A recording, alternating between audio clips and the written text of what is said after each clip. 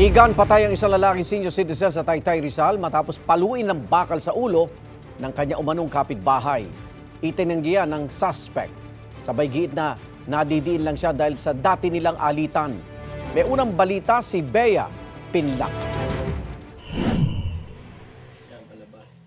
Magtatapon lang daw sana ng basura ang 75 anyos na lalaking ito sa barangay Santa Ana, Taytay, Rizal nitong Miyerkules ng madaling araw. Maya-maya, ganito na siya dinatna ng pulisya. Nakabulagta sa kalsada at wala ng buhay. Sa imbestigasyon ng pulisya, pinalo ng bakal sa ulo ang biktima ng 50 anyos na kapitbahay niyang tagahakot ng basura sa lugar na dati na niyang nakaaway.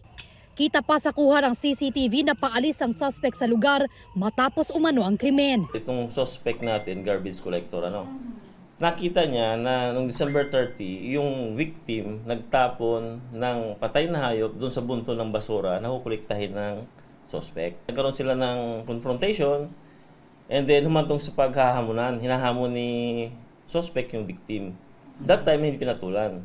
Makalipas ang ilang araw, nagtapon din siya ng basura sa tapat mismo ng bahay ng victim, gumante.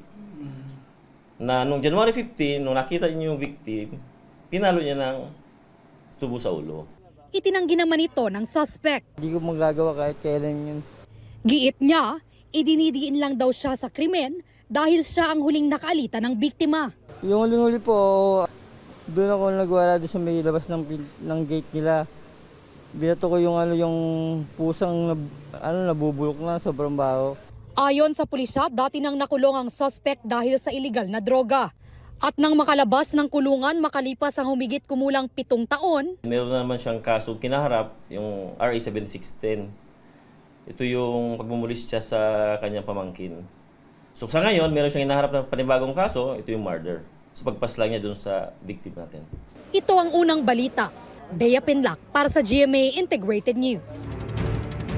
Igan, mauna ka sa mga balita, mag-subscribe na sa GMA Integrated News sa YouTube para sa iba't ibang ulat sa ating bansa.